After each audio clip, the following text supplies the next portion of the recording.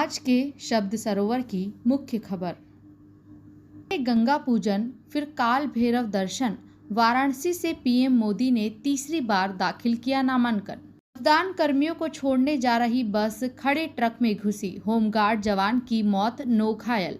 की हरकतें तो IMA पर भड़का सुप्रीम कोर्ट, बाबा रामदेव को दी व्यक्तिगत उपस्थिति की छूट।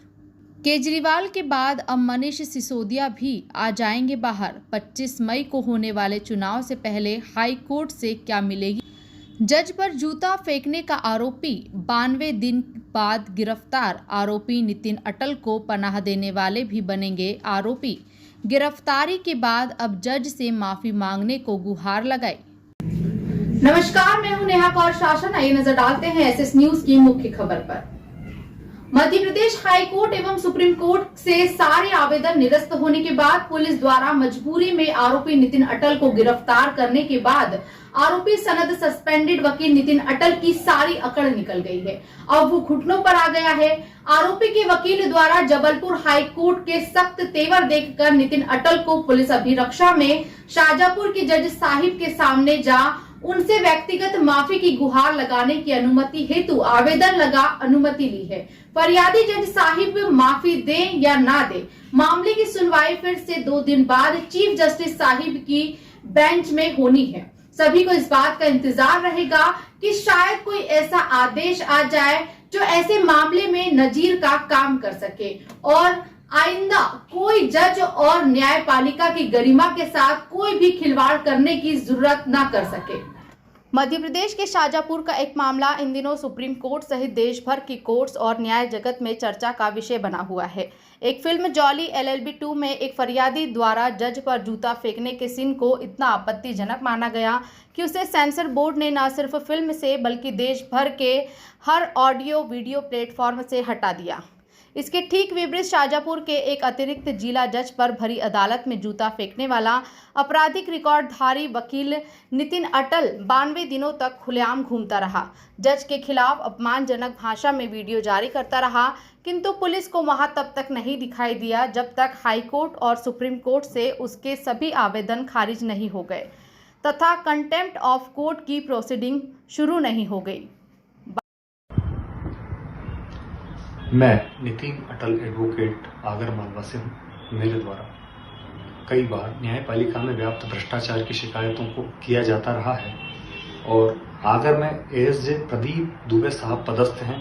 इनके द्वारा कुछ किए गए जुडिशियल मिसकंडक्ट की भी जानकारियां एफिडेविट पर मेरे द्वारा माननीय उच्च न्यायालय के हाईकोर्ट जुडिकेचर को भेजी गई थी। इनके मिसकंडक्ट और मिसबिहेवियर के संदर्भ में जांच किए जाने के लिए याचिका भी मेरे द्वारा माननीय उच्च न्यायालय में प्रस्तुत की गई थी, जिससे कि ये प्रदीप जी दुबे साहब जो थे ये बार बार मुझ पर प्रेशर बना रहे थे कि मैं इनके विरुद्ध प्रस्तुत की गई याचिका और शिकायतों को वापस ले लूं और ये उनकी किसी भी जांच का सामना न कर सके। चूंकि न्यायपालिका में व्याप्त भ्रष्टाचार के खिलाफ मेरी लड़ाइयाँ काफ़ी समय चल रही थी। इसके संघर्ष को तोड़ने के लिए गत दिनों 3 दिन पहले भी कुछ 18 तारीख के दिन की बात है, श्री दुबे साहब ने मुझे उनके डाइस पर से ही और कुछ इस प्रकार से कार्य करने के लिए विवश किया कि जैसे मैं कुछ गलत करने की बात कर रहा हूँ। मैंने ऐसा कुछ भी नहीं किया था। मैंने पूरी घटनाक्रम की जानकारी उस दिन भी माननीय उच्च न्यायालय के जुडिकेचर को 3 दिन पहले भी भेजी थी कि श्री दुबे साहब मेरे विरुद्ध कोई भी षड्यंत्र करके और मेरे साथ में जो है वो कोई भी शासकीय कार्य की बाधा का प्रकरण बनाने की धमकी उस दिन भी मुझे दे रहे थे। मैंने वो जानकारी दी।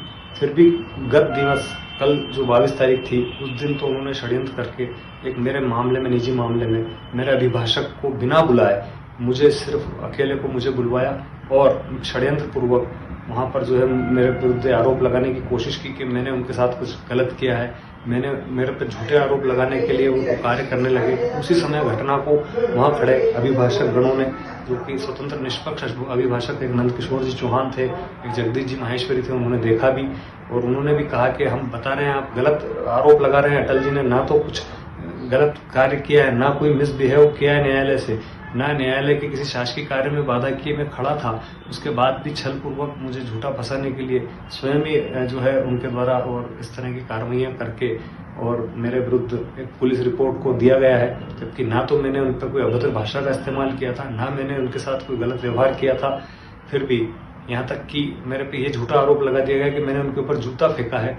बहुत अक्षम्य और इतना गलत सोच उनके द्वारा मेरे विरुद्ध प्रकट किया गया है, मेरी ख्याति को खराब करने के लिए। मैं ऐसा सोच भी नहीं सकता हूं जैसा उन्होंने मेरे लिए बोल दिया है। ये बात के गवाह वहीं पर खड़े 2 अभिभाषकगण भी हैं कि मैंने ऐसा नहीं किया।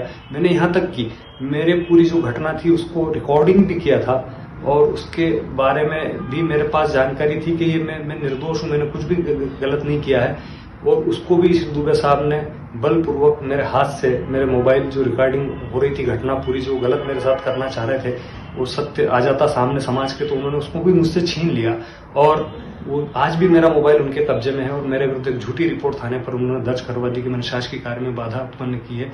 मैं इस पूरी घटना को पूर्णतः वो जो है वो खारिज करता हूँ, झूठी है। और मेरे को केवल न्यायिक प्रक्रियाओं का उन्होंने ताकत का दुरुपयोग करने की कोशिश करके मुझे दबाने की नीयत से, ताकि मैं उनके किसी भी और गलत आचरण को उजागर न कर सकूं, इस तरह की कार्रवाई मेरे साथ में और हुई है। बस इतना ही मैं कहना चाहता हूँ। शाजापुर के एक अतिरिक्त जिला जज पर 22 जनवरी 2022 को आपराधिक रिकॉर्डधारी वकील नितिन अटल ने भरी कोर्ट में जूता फेंक मारा। जज साहिब का अपराध सिर्फ इतना था कि वो कुख्यात वकील नितिन अटल से बिना डरे निष्पक्ष न्यायदान करना चाहते थे। इस घटना के बाद जज साहिब ने विधिवत पुलिस में FIR दर्ज कराई। घटना के अगले दिन ही bar council of Madhya Pradesh द्वारा त्वरित कार्यवाही कर नितिन अटल की वकालत की सनद सस्पेंड कर दी गई।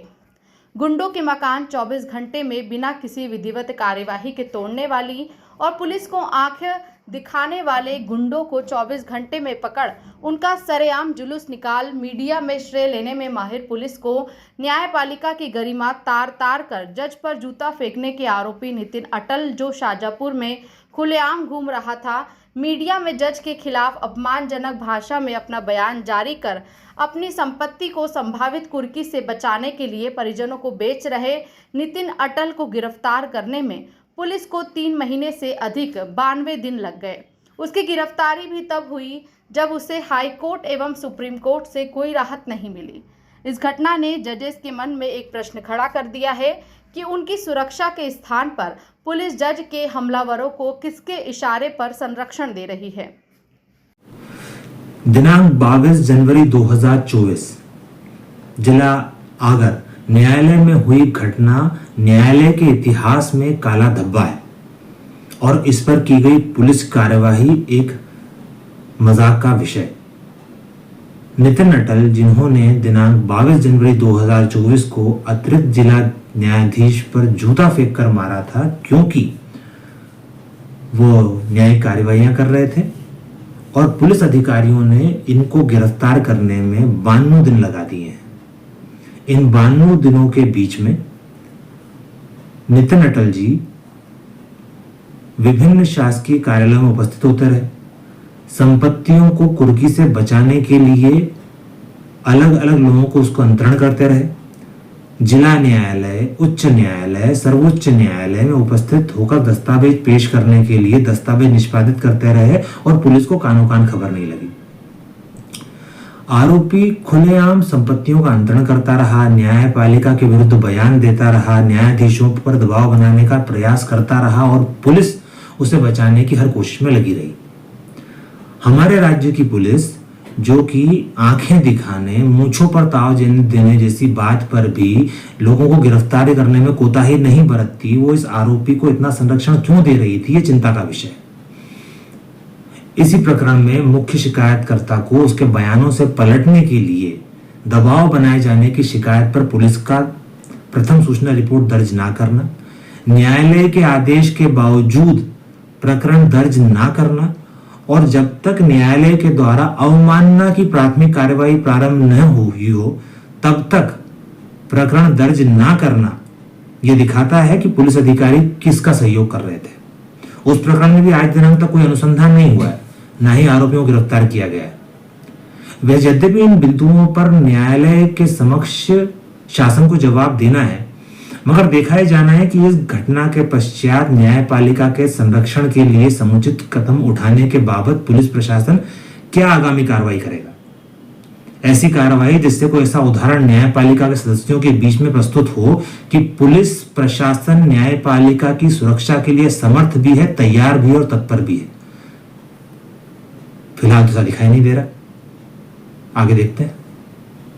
सभी की निगाहें अब इस ओर हैं कि न्यायालय और जज की गरिमा को तार-तार करने वाले सस्पेंडेड गुंडे वकील नितिन अटल को पुलिस द्वारा 92 दिनों तक किसके निर्देश पर संरक्षण दिया गया और इसके दोषी पुलिस अधिकारियों पर क्या कार्यवाही होती है, जिससे जजेस निर्भीक एवं निष्पक्ष हो अपराधियों के मामले में भी न्यायदान का अपना कर्तव्य पूरा कर सके। अभी के लिए बस इतना ही। ऐसे ही ताजा तरीन खबरों के लिए बने रहिए एसएस न्यूज के साथ।